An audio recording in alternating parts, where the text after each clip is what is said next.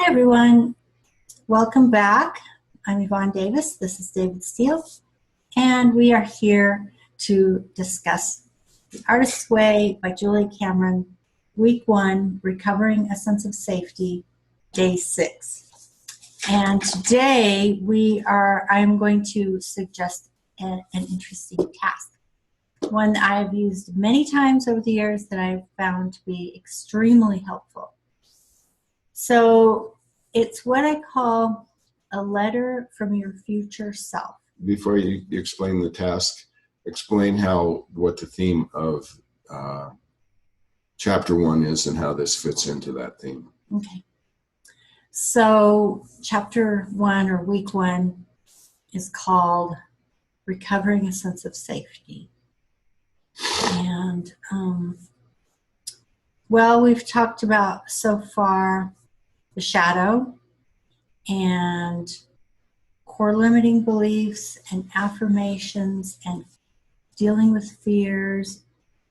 And today I want to talk about connecting with your older, wiser self, because even though, like next week, we're going to talk about recovering a sense of identity, but I think this is part of it, is getting back in touch with your higher self, your higher power, because your higher power can guide you, and that can help you to feel safer.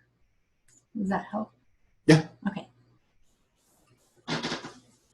So, like I said, I've been doing this for a few years, where I imagine myself a year from now, and I write a letter to myself, and I title the letter, let's say, for example, I write it on January 1st, and I title the letter in a computer file, read on January 1st, 2019, for example, if I'm writing it on January 1st, 2018.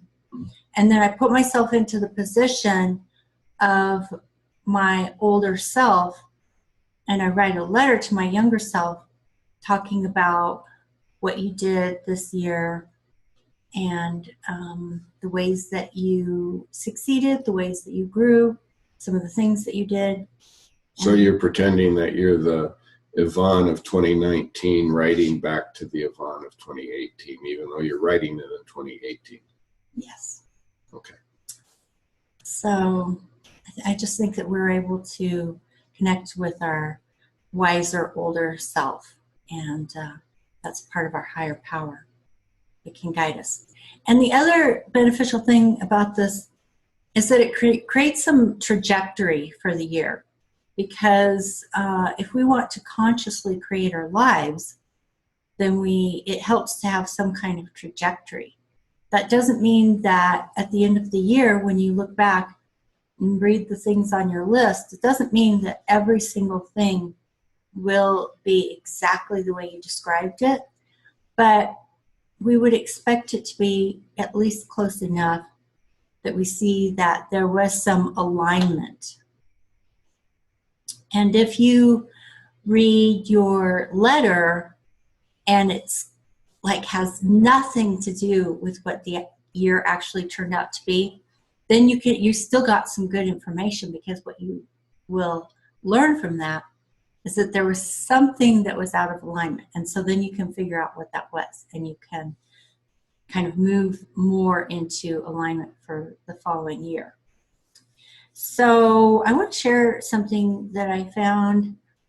It's this cute little thing.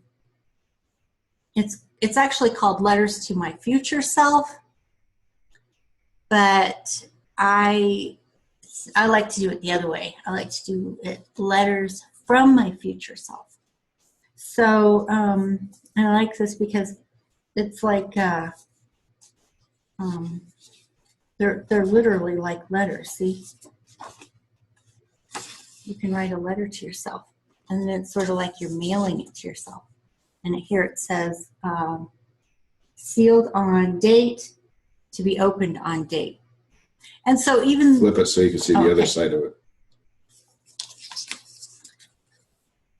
See, it looks like a piece of mail.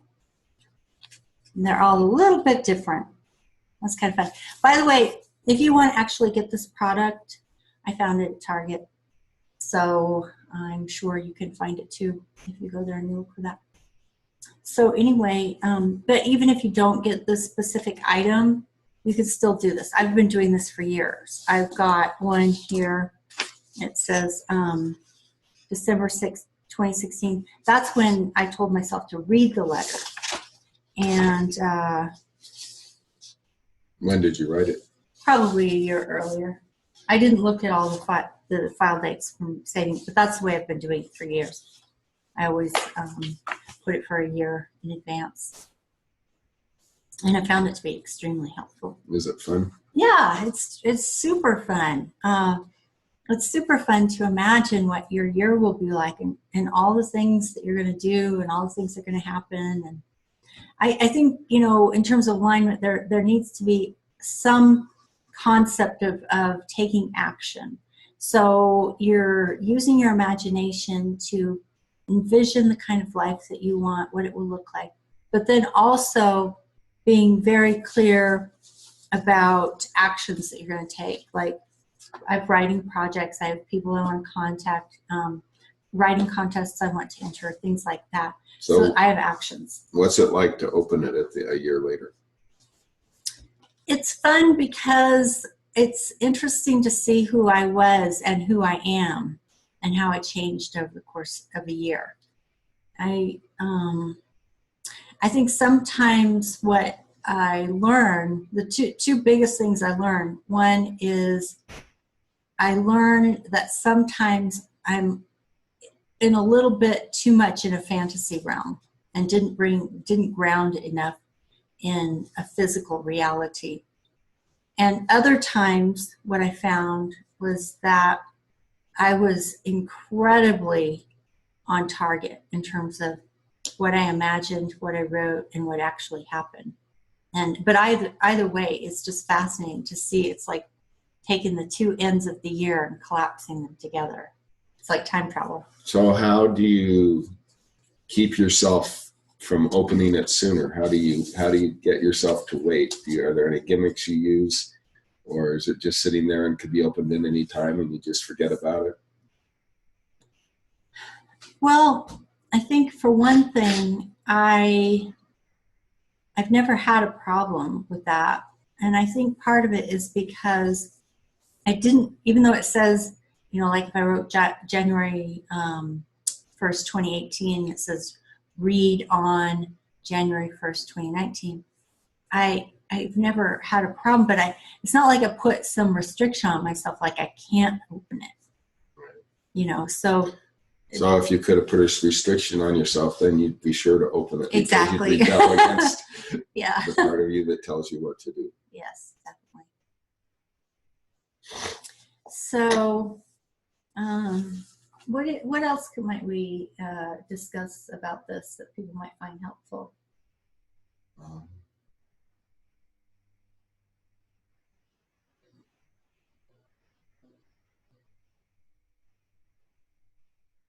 Are you ready? Mm-hmm.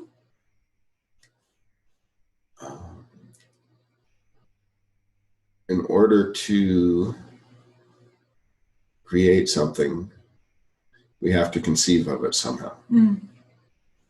And so this is an exercise in conceiving of what your life could be and pulling it into focus, which can be like setting a compass to help guide and orchestrate your actions. And I would say that when you're writing the letter to your future self, the thing to really get in touch with is your intent. What is it that you want the letter to accomplish? What purpose do you intend it to serve?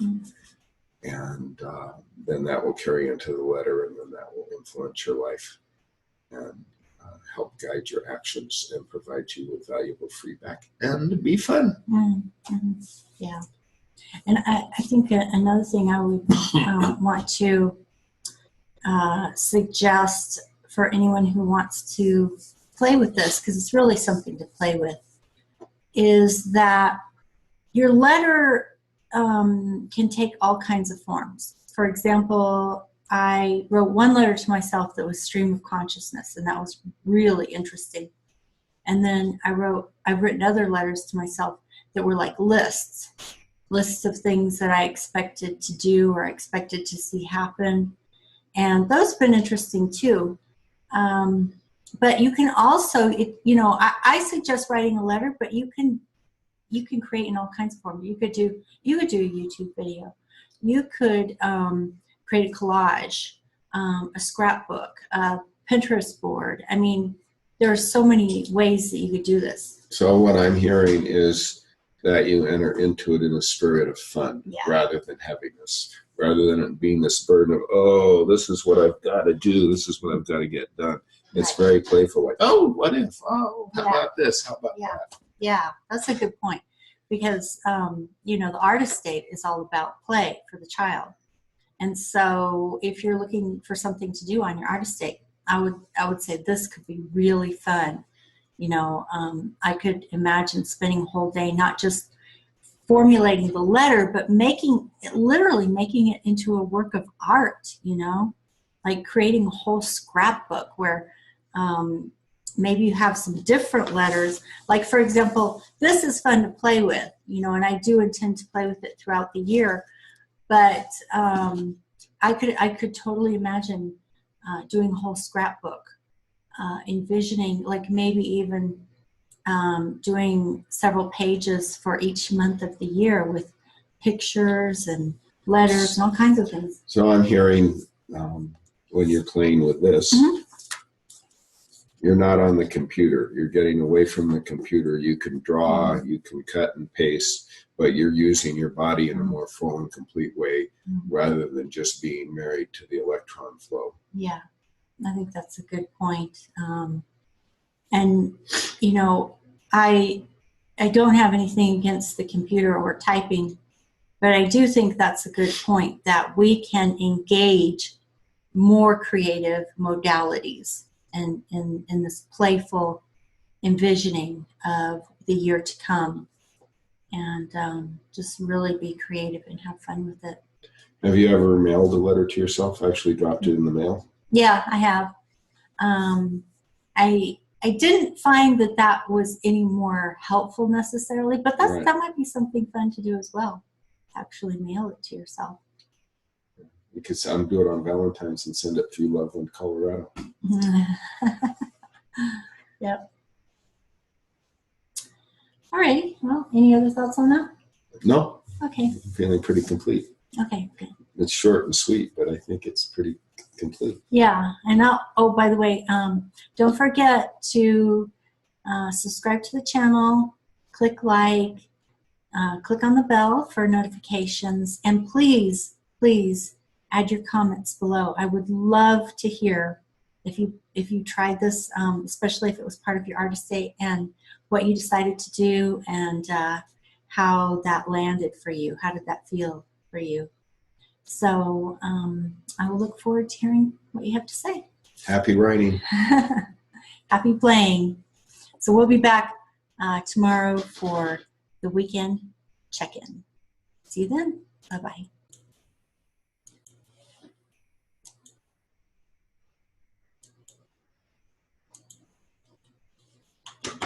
So much for me in the driver's seat. I didn't want to do that. There we go.